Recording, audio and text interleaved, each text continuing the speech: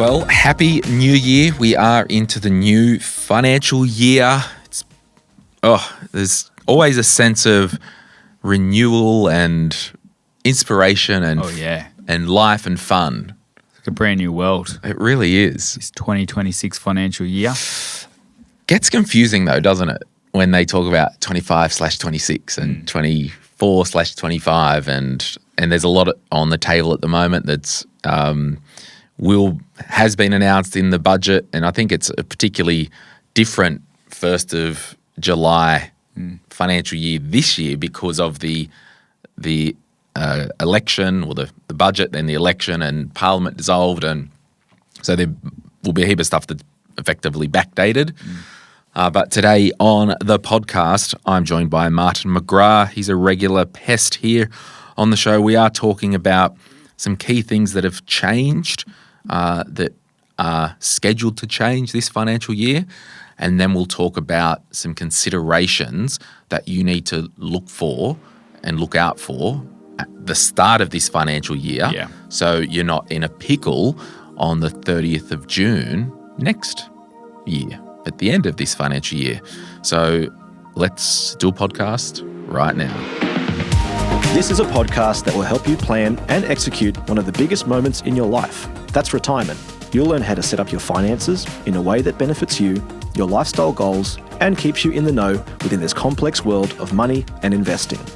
Your host is Glen James, former financial advisor, author, and host of the popular Money, Money, Money podcast. Glen is joined by experts in various fields around the topic of retirement in Australia. Any advice in this podcast is of a general nature. Full details are in the show notes of this episode. You only retire once, so retire right. All right, Martin, we've got a little slideshow. If you are driving, you won't need the slideshow. We're just trying to, because we've got the new studio. If you've just joined us, I've recently built a dedicated custom studio. So we're basically just filming all the episodes now and putting little slides together for them. But we do really acknowledge that there are still lots of listeners who listen only. But if you want to have a look at the slides, you can do that on YouTube. We'll put a link in the podcast show notes. So let's have a look. We don't love death by PowerPoint, but we'll leave them up. And Martin, if you just want to maybe give us some headline things. All right. General stuff, as our formal sentence says there. So, are there some things changing? Yes, there's always change in the world. Some of these may be relevant to you, some may not. But the super guarantee is increasing from 11.5% to 12%. So super guarantee is the super that your employer is required by law to put into super on your behalf. And good news is it's going up. Well, good news for employees, employers. We like to reward the people who work hard for us, so we're happy to pass that on. Well, on that, and this is where I want people to maybe just check with their employer, because I did an Instagram reel the other day. If you are on an $85,000 package, inclusive of super, you might get $5 a week after tax less in your bank account. But if you're on a wage plus super, which equals around the 85K, your employer will have to pay the extra 0.5 into your super. Yep. So just on this, over the last, I think, 5 years, it's ratcheted up. Yeah, from 9. It was paused at 9.5 for a long time, and it's gone up to, and the final destination, as we know now, is it's going to be 12% for the foreseeable future. Yeah, so we can't see that. I did maybe see somewhere that they wanted it up to 15 at some point. There are some studies at 15. But given the amount of accumulated wealth in super in Australia, I think it will be a hard one to increase it for a little while, given that effectively a lot of people who might just be on an award, so here's your hourly rate plus super, the employers will have to basically pay that. So I'm confident that 12% is here to stay for a very long time. My team everyone's on a package and a salary, but I've just taken the view I'm a small business. I don't have lots of employees, so I've just increased their super 0.5 where by the quote-unquote book, I didn't have to. But check with your employer how they see that. because that is 100% changing. Yes. And for some people, that's good news and no impact. But for others, if you've done the maths or crunched the figures to go, okay, based upon my salary plus super, I can salary sacrifice X per year and get me to the cap.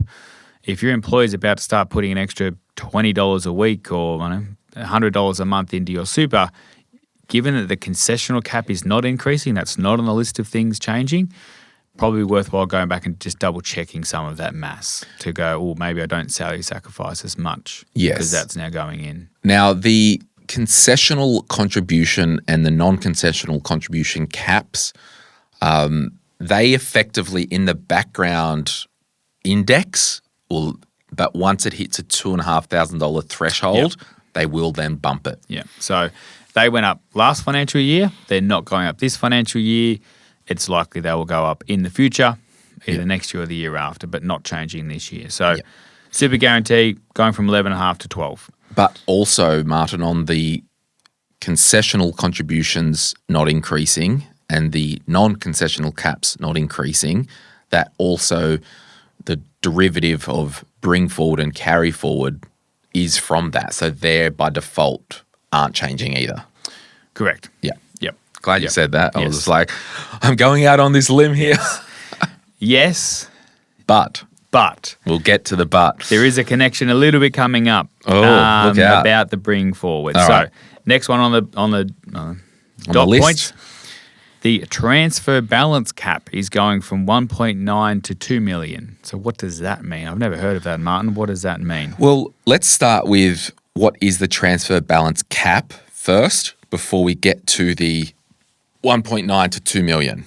So the transfer balance cap is how much you can transfer from accumulation phase or super phase where you're building your super into pension phase where it's still inside of the super environment, but you're starting to draw that out.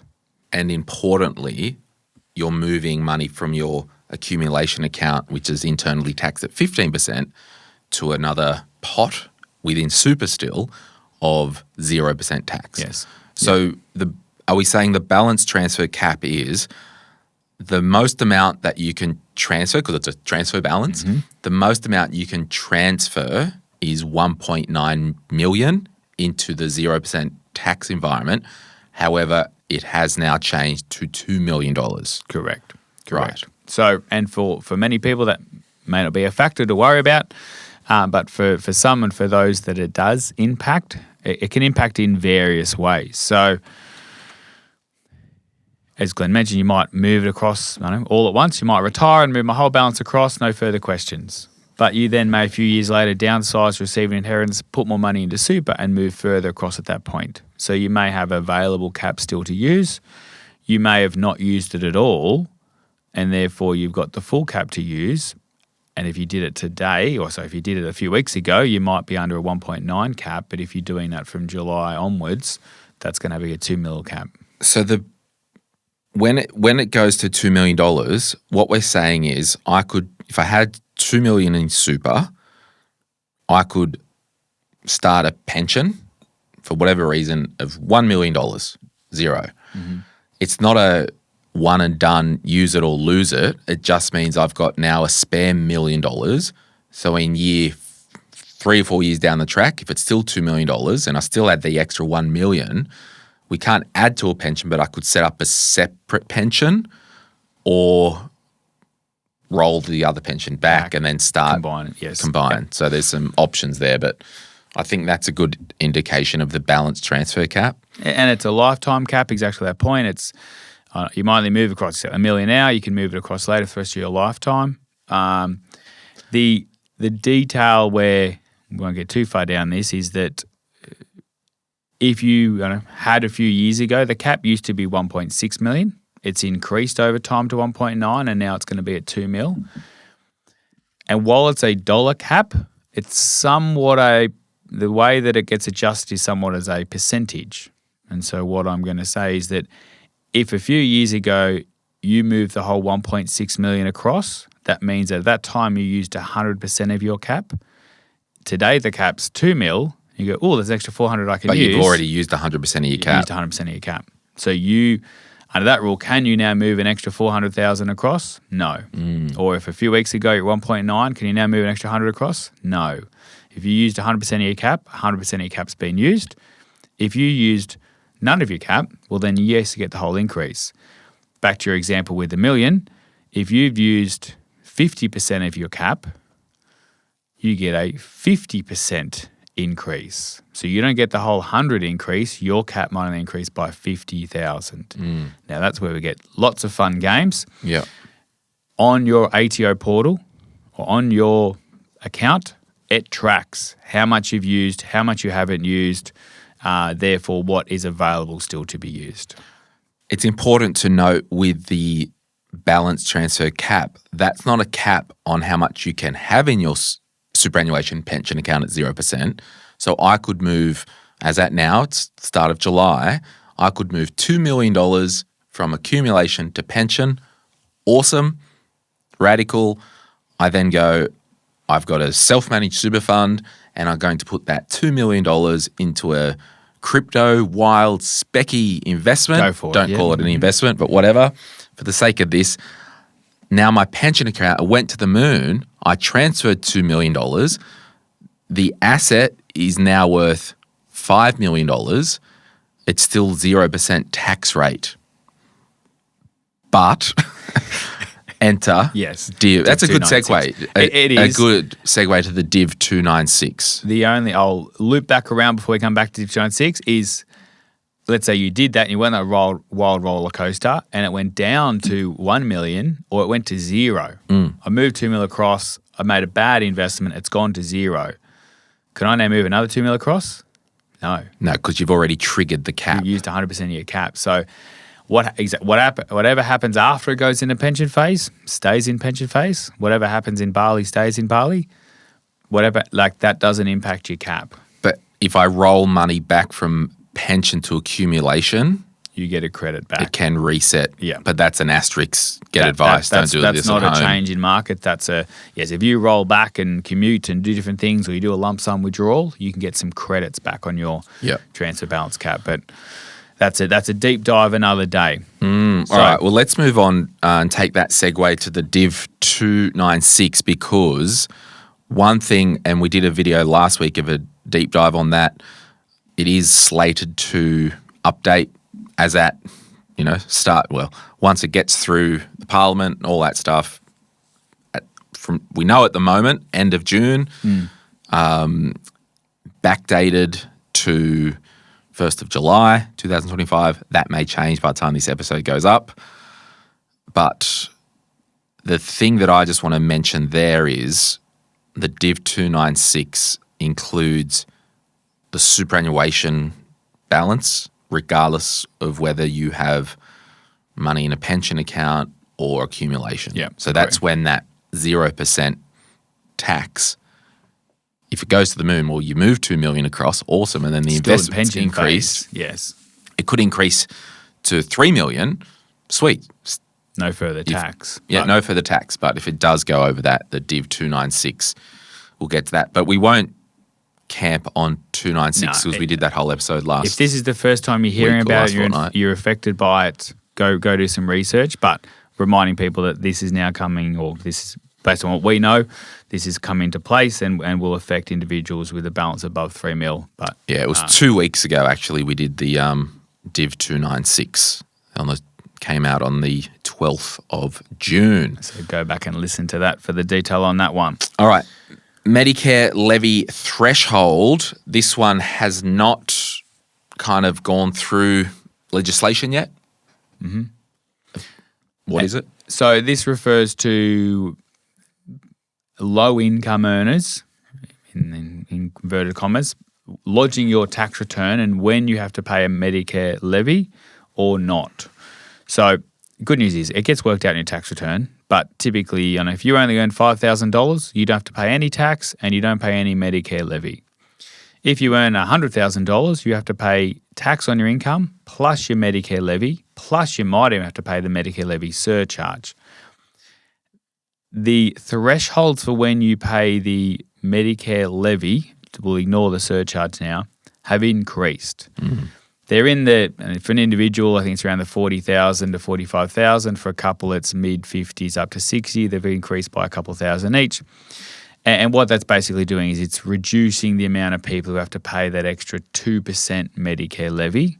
And in some cases, it's proportional, but up to 2% extra Medicare levy. So it's proposed to be backdated to 1 July 24. So it will help you when you go and do your 2025 tax return as well as your 2026 tax return in the future.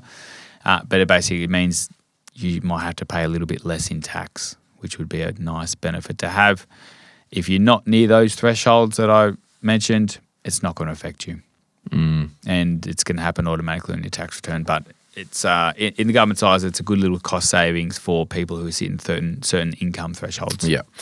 The help debt repayment threshold, currently it was about $54,000. Once you earned over $54,500, you will start to pay your help and HECS debt back. It's not passed yet, but it was proposed from this financial year to increase to $67,000. The aged care reforms, we did an episode earlier in the year. And as at the time of recording, we actually are recording this kind of first week of June to date stamp. We're living in the future. Showbiz, baby. It's showbiz, but Happy New Year, Martin. Look, just last week, they came out. I think the government said, hey, we'll just press pause on this for 10 minutes. And I saw an August number. I don't know, but that's just an asterisk on that. And you did a deep dive episode earlier this year, and they were announced probably not quite 12 months ago, a while ago, but some fairly significant changes that were meant to come into a place as of now. They are still likely going to come into place, but they've just pushed it down either a couple of months, and they may defer it again a little bit. I don't think it's a matter of if it's coming in, but when. But there's a lot of either individuals affected, but also within the system, the calculations, the impact on the, individuals, the reporting, the government reporting, etc. And I suppose it's probably an indication that they didn't give enough lead time to get that all set up potentially. So again, when exactly that's going to come into play, we're not sure, but I expect it still to happen in this 2026 financial year. The exact date or the exact month, unknown. And that will affect anyone moving into aged care from that point in time. There is some impact to someone already in this system, but that's usually more for people at home, but more, I suppose, individuals moving into aged care after that point, the way that they are charged and the pricing will be different. And it's not uncommon for big reform and changes to move at shift dates because industry actually gets in front of the government and go, what the hell? Like, yeah, sure, in principle, but we live in reality and we need time. So and sometimes deadlines are good, but if they're unrealistic deadlines, it's going to government reporting isn't always the fastest thing to adapt or change. Well, let's now talk about things that we need to look out for this financial year, and we'll do so right after this. If you're after personal financial advice, don't get it from a podcast. If you would like help based on your own personal situation, head over to retireright.com.au, click Get Help, and we'd be happy to introduce you to one of our trusted professionals. Our panel of vetted financial advisors and mortgage brokers work with people all over Australia, so they can connect with you wherever you are. That's retireright.com.au and click Get Help. Rightio, we need to look forward to this financial year. Be proactive. Yeah, so what are some of the things that you want to maybe talk about? And we might start with the concessional contribution impact. So talk to us about this carry forward. What's carry forward? So all these things we're about to mention now, in my best poor writing, super balance on the 30th of June 2025. There you go. I'll move our heads. So, you may yet have your statement, or you may soon receive your super statement saying, last year your super fund returned X, and this is your balance. Now, some of the things we're about to mention now are impacted by that balance. One of those things we're going to kick off with are concessional contributions and that carry forward. So we mentioned before, super guarantees going up. The concessional cap this financial year will be $30,000. So that's how much you can put into super, or your employer puts in super to save you on tax. If you in the last 5 years haven't used your full caps, you have the ability to carry those forward or catch those up. And that's always been there. That's not changing. But an important element of that, a little asterisk, is A, have you not used them? And B, you can only use them if your balance is $500,000 or less. Now, when is that $500,000 measured?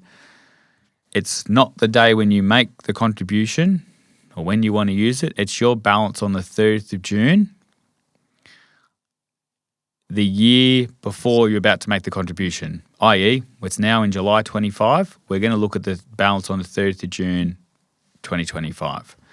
If your balance is above the 500,000 mark, unfortunately, this is now off the table for you. But if your balance is below the 500,000 mark, this is still here for you to use, but for how long? So on this, on the 1st of July 2025, if your balance was $495, what you're saying is that's cute, but what was the balance the day before? Same day. Okay. So, yeah, 30th of June, 1st of July, that balance effective is the same. Okay. More that if you're at 200,000 or 300,000, you want your super to grow, but that's okay. You're not require that threshold. But if you've, we don't know what the markets have done in the last few weeks of June, but if it's had a really strong rally and you've been pushed above 100,000, 500,000, you may hear this, us talk about the podcast, you might see it somewhere and go, oh, that sounds good, I'll use that one day. That may be off the table for you. Or the example we've got here that we're going to talk about is your balance on the 1st of July might be 495,000. Good news, you're below the 500,000. But if your work puts some more contributions in this year and your super returns a certain amount, it's very likely you'll be above 500 by the 30th of June 2026. So this may be your last window. You've got 12 months to put the contribution in, and that you might put that in, I don't know, November. If the balance in November is 510, that's okay. So I think that's the other part of it, is that it's not 500,000 a day you're doing it. It's this balance that you probably got last week or in the next few weeks to figure out, am I eligible for this or not? Yeah, and this really, it's going to impact those who have money outside of super. Is the downsizer carved out of this? Different limit. Oh, sorry. Yes, you're right. Yep, different limit. But indirectly can impact it. Yes. Because if you did a downsizer at 400, all of a sudden now you might be at 700. That's right, and you can't do the tax deductible contributions. Okay, so just back that truck up a little bit. This really only impacts those who have space in their unused cap over the last 5 years, unused, not a concessional contribution cap, over the last 5 years, who may be looking at selling an asset and putting some of the proceeds into super to reduce overall tax. So that's it's not going to be everyone, but when you are around that 500 amount, you may not be able to use the carry forward or catch-ups and reduce your tax outside. So that's why, just with your planning hat on, this could be your last financial year. Yeah, keep an eye on that balance. And if you're still well above the 500, it's probably off the table. If you're well below, it's probably not on the radar. But if you're in the 400s, getting close to that 500, definitely keep an eye on it. And you're right. Just because I can doesn't mean I have to. Could you do a spousal split in the financial year to keep under it if you do have broader strategies? And that's definitely a strategy we would use. You can, but if you do that today and it's July 25, that will only help you balance for the end of this financial year. You can't backdate it. No, that's right. Being proactive, definitely. A chart coming up is you might all be able to take a lump sum out of super or a TTR pension to get you back below the 500. So just because you're above doesn't mean you'll never be below. Yeah, okay. So what you're saying there, depending on your age and your situation, you can move money to get under that 500 cap for the concessional contributions. You could peel off $50,000 into a TTR because it's the accumulation balance, No? No. So importantly, So why did you say pension? so you might, let's say your balance is 520,000. Yes. You might start a TTR with 520 and take out 50,000. To get it under. So now you're at 470. Yes. You keep that 50 grand, you paid off your mortgage, you're parking your bank account. Now you're under. The next year you use the 50 to put back in. Yeah, so you're using the pension to withdraw money out of it. super, not to split between super and pension, because they just look at total super including pension. Yeah, and I think we'll stay on that point. Your accumulation, anything in TTR, anything in account-based pension, and perhaps even a defined benefit can go towards your total super balance. And again, and if you've got more than one fund.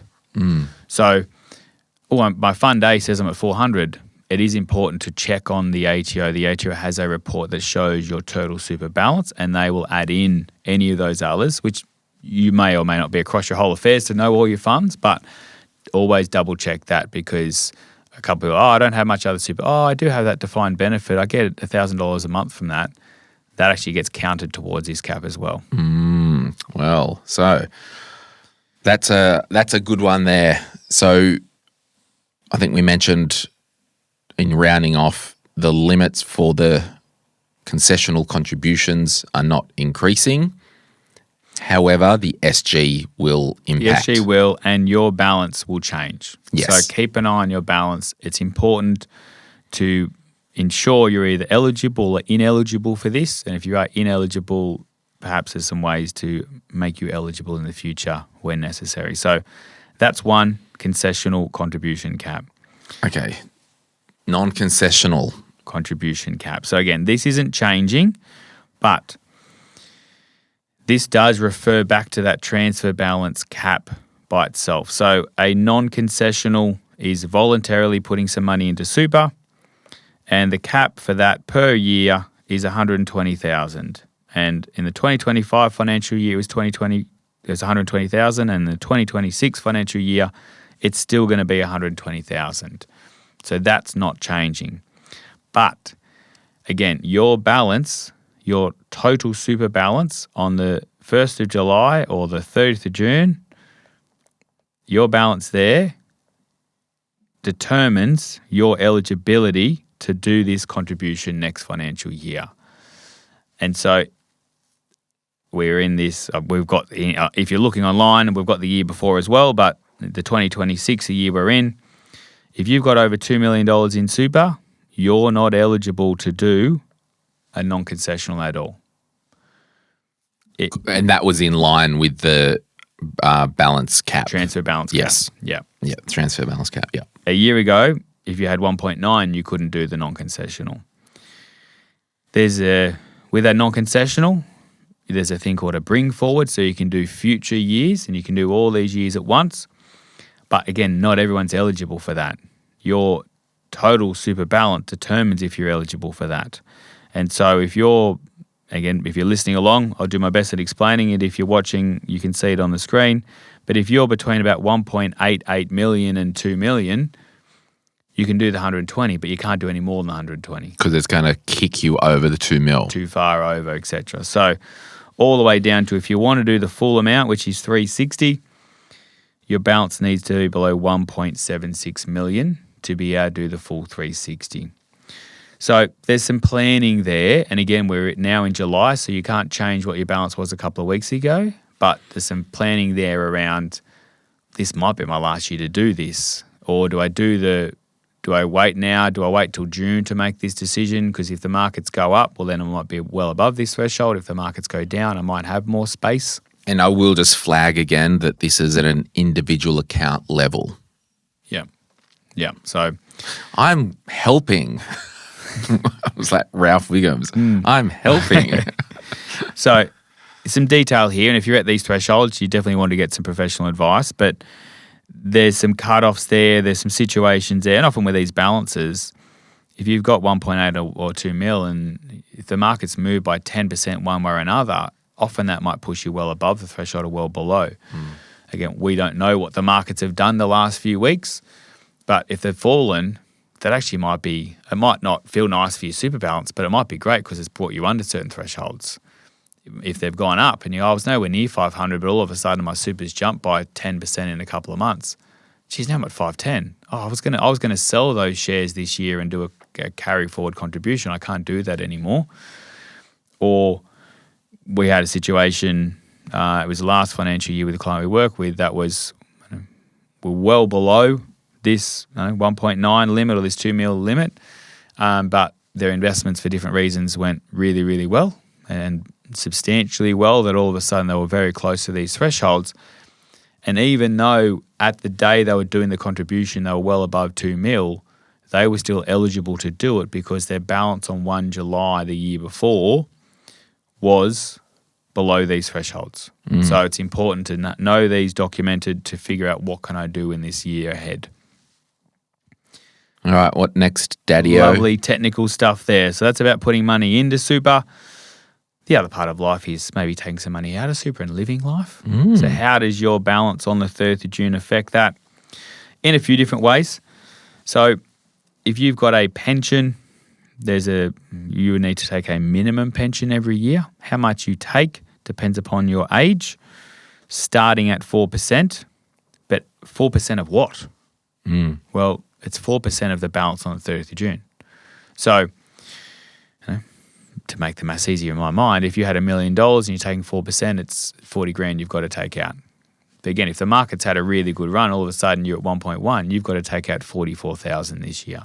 Whether you want it or not, you usually would, but your balance on the 30th of June determines what your minimum pension is. And I think it's important to note that it goes back to the when people, get property fever and want to, we've got 500 grand in our super fund. Let's create a self-managed super fund and buy an investment property in a self-managed super fund. That's all well and good, but if you want to sell that property and, pay zero tax when we move it to pension phase and all that sexy stuff, that's cute, but you're going to need liquidity because if it's worth 600 grand, you're going to need to pop out 24 grand a year. Yeah, as a minimum. As a minimum. Now, will the rent cover that? Not sure. So that's just this liquidity thing within your self-managed super fund can come undone really fast. Planning there. So that's your minimums. And also, depending, we mentioned before, a thing called a TTR, or a transition to retirement pension. That has a maximum.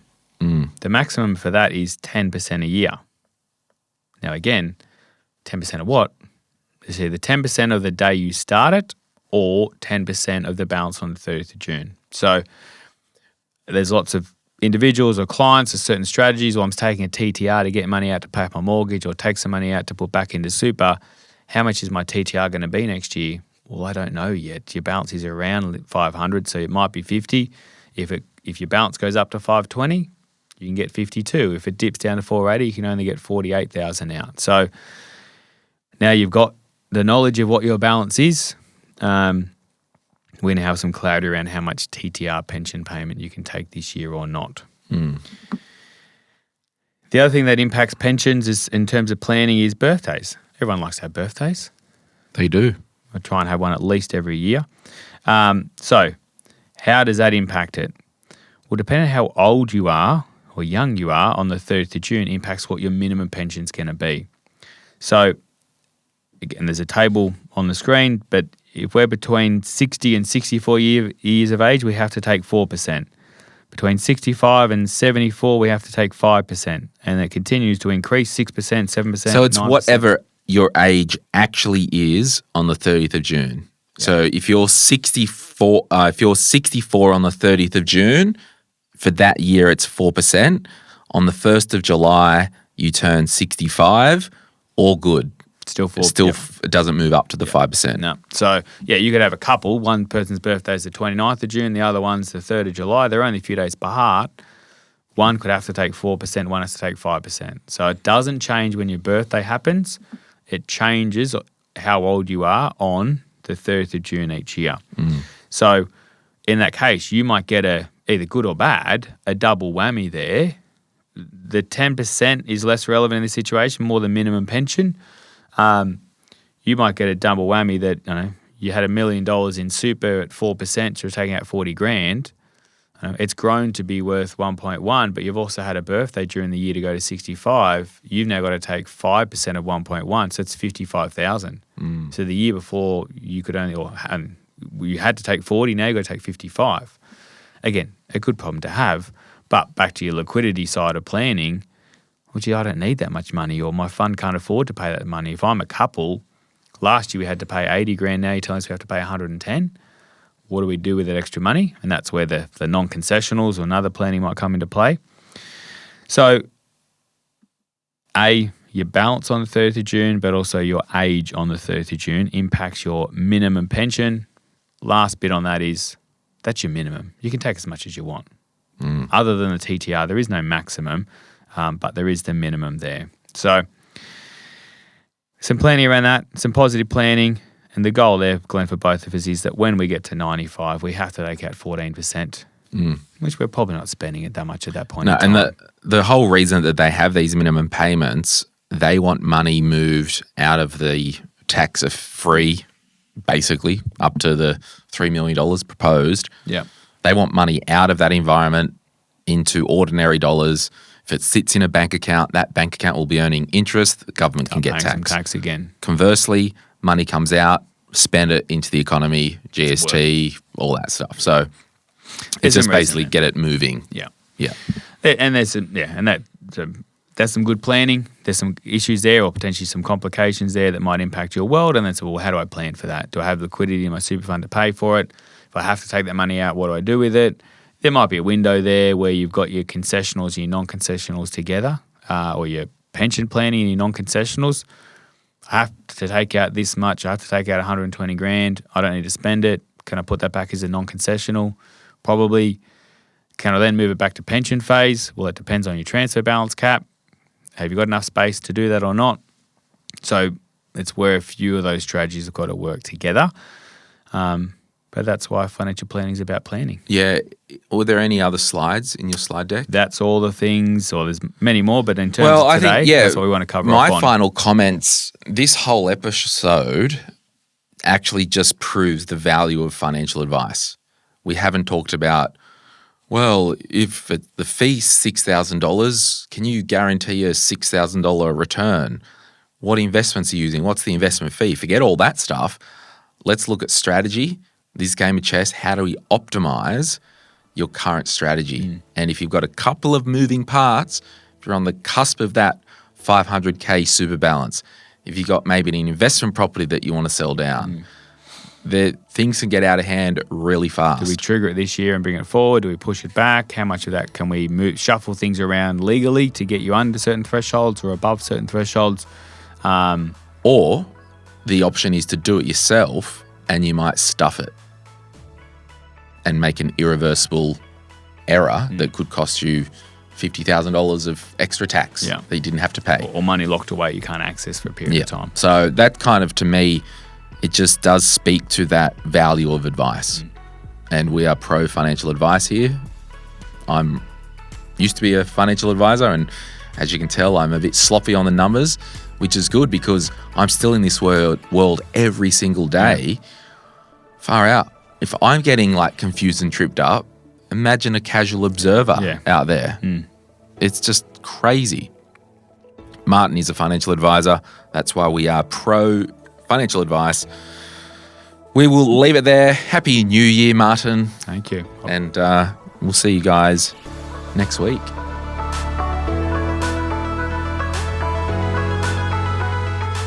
Any advice is general financial advice only, which does not take into account your objectives, financial situation, or needs. Because of that, you should consider if the advice is appropriate to you and your needs before acting on the information.